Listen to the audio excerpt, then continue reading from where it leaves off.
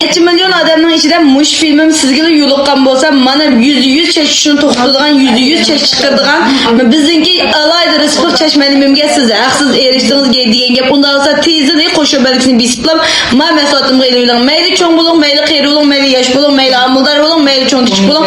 Bugun qo'sh 11lik faoliyatimda yurakni bosgan shundaqla izchil meni qo'shilib inkaslarga bir harfini rasmida yog'amiz deb avatgan xonim qizlarimizga mana mushu 158 yan qimmatimizdagi yüz çeşit kırgan çeşitini toplayan ama minan çeşitini körü otlansa dostlar yıkıyağı nimanda peyzip gitti, özep gitti diyen ama del muşu Rıspık Çeşmenimimizden eksiz adeta kıran özem kötüp meydan urup takip verme.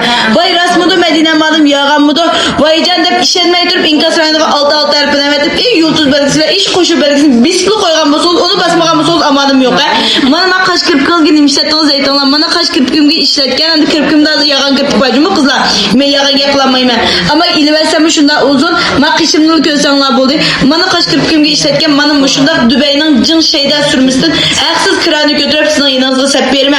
Endi rasmida yog'amida bir asli ilmek belgisini ko'rdingizmi? Ajni vachini 3 to'tingizga hambarlab qo'ysangiz, alayda 30 koy itibarim bilan birga mana ma qo'sh unumlik 2 tane 112 ishlatsangiz 112 daqsab kun yo'q turgan shundaqla 2 tane kundagi shipaga vaqtingizda baliyatni chekinish, tuxumdan chekinish, hissiyat suzlab ketish, shundaqla haddan ziyada semirib ketish, qon tomirlarining aylanishi yaxshi bo'lmasqa alayda manbat qilgan Beycan to'g'ridan doğurxanımızdaki mana mushu vitamin D'den haqsiz alat so'qatib berma.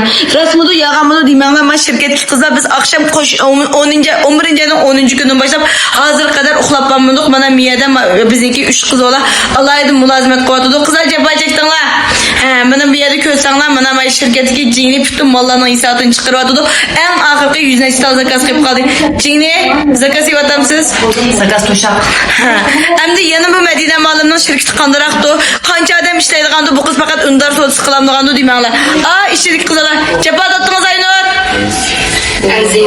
Erzido. Mana miyada ma Gulmira degan ma qizimiz japa tatyotdi. Bizni shirkat G'o'dshahirda xili cho'ng shirkatlarning birisi kirdi. Mana sayyarmi yetishmagan ahvol asida unizada javob qaytaryotdi. Bizning shirkatda qanchalik odam bor demanglar. Osti usti bizniki oldikayni 4 qavat shirkatda mana mushunda qizlarlik ishlaydi.